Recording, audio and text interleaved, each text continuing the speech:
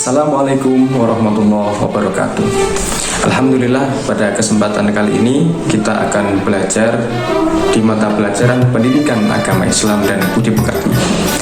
Pada pertemuan kali ini, materi yang akan kita bahas yakni tentang dengan ilmu pengetahuan semua menjadi lebih mudah.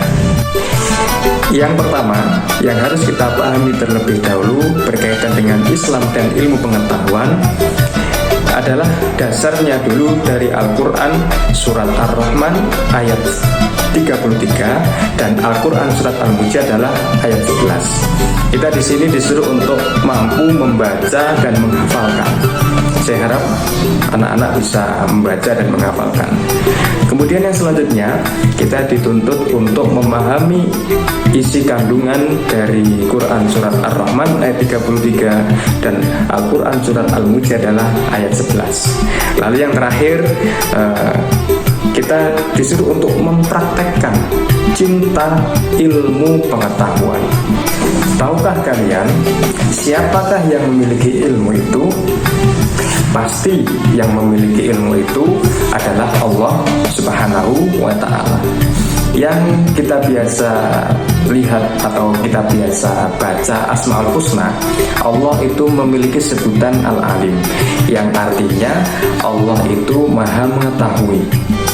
Pengetahuan Allah itu sangat luas sekali, yang kemudian disebutkan di dalam Al-Quran kalau ditulis adalah ayat-ayat qauliyah Allah yang ditulis pada kitab-kitabnya Allah. Sedangkan pengetahuan Allah yang tidak tertulis, yang ada pada alam semesta dan isinya, namanya ayat-ayat qauliyah, yang di situ juga kita harus mempelajarinya.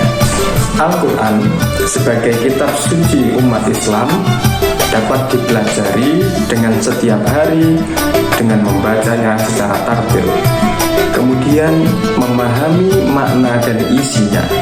Oleh sebab itu, mari kita baca dengan tartil Quran surat Ar-Rahman ayat 33 dan Al-Quran surat Al-Mujadalah ayat 11. أعوذ بالله من الشيطان الرجيم بسم الله الرحمن الرحيم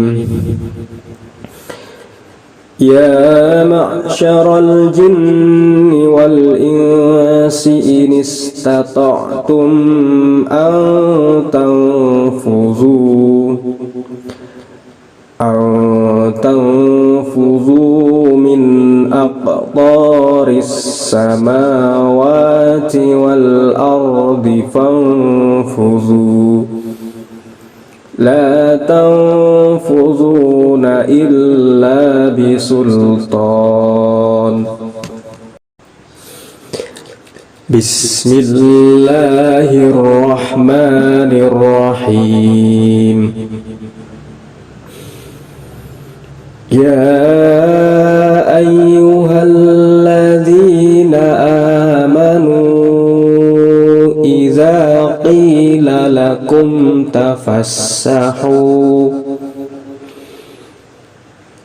تفسحوا في المجالس فافسحوا يفسح الله لكم وإذا قيل انشزوا فانشزوا يرفع الله الذين آمنوا منكم والذين أوتوا العلم درجات والله بما تعملون خبير. Setelah kita membaca ayat Al-Quran tadi, kita di sini dituntut untuk mampu memahami hukum bacaan tajwid. Hukum bacaan tajwid yang kita pelajari di sini adalah hukum bacaan lam ta'rif atau bisa disebut hukum bacaan al, yang dibedakan menjadi dua, asy-syamsiyah dan al-qamariyah. Lebih mudahnya kita memahami asy-syamsiyah dan al-qamariyah, kita ibaratkan di sini berbahasa Arab Asyamsiyah, yang bahasa Indonesianya artinya sebangsa matahari.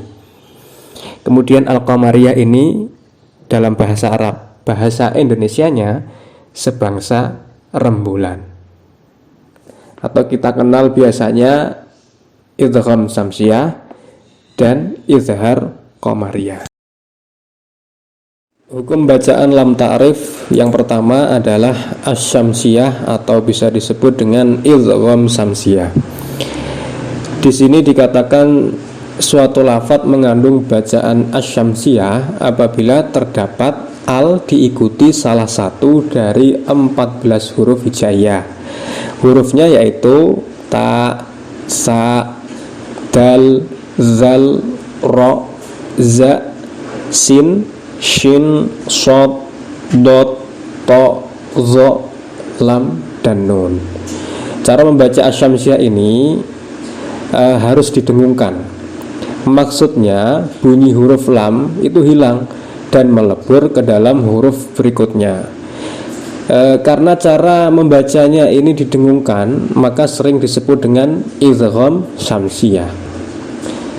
Kemudian indikator yang kedua, indikator ciri-ciri bacaan asyamsiyah dalam penulisan huruf-huruf syamsiyah selalu bertasdid bila didahului al.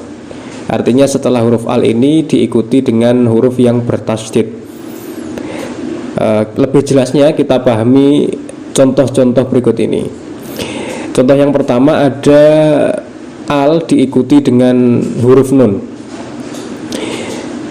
Contohnya adalah qul a'udzu birabbin nas. Di sini disebut dengan bacaan asyamsiyah, dihukumi dengan bacaan idgham syamsiyah atau asyamsiyah, terletak pada bacaan an-nas. Jadi ada al diikuti dengan huruf nun yang bertasydid.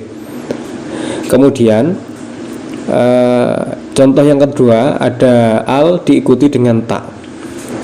Contohnya alhaakumut takasur, disebut dengan bacaan idgham syamsiyah pada bacaan at-takasur karena ada al diikuti dengan huruf ta yang bertasydid. Hukum bacaan lam ta'rif yang kedua adalah al-qamariyah atau bisa disebut dengan izhar qamariyah. Di sini dijelaskan suatu lafadz mengandung bacaan al-qamariyah apabila terdapat al diikuti salah satu dari 14 huruf hijaiyah. Apa saja?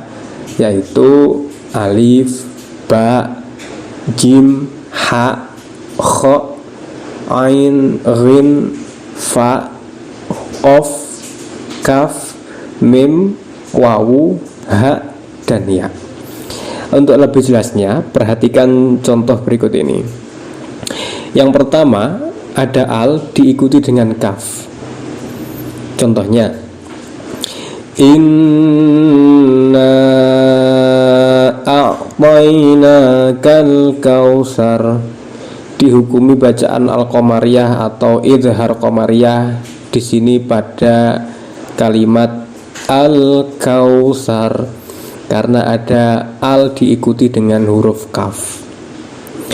Kemudian contoh berikutnya ada huruf al diikuti dengan mim. Contohnya narullahil muqadah. Ada bacaan izhar qamariyah atau al-qamariyah di sini pada bacaan al-muqadah disebabkan karena ada al diikuti dengan huruf mim. Maka disebut atau dihukumi bacaan al-qamariyah atau izhar qamariyah. Sekarang ini penting untuk kita pahami bersama yang membedakan antara al-qamariyah dan asyamsiyah.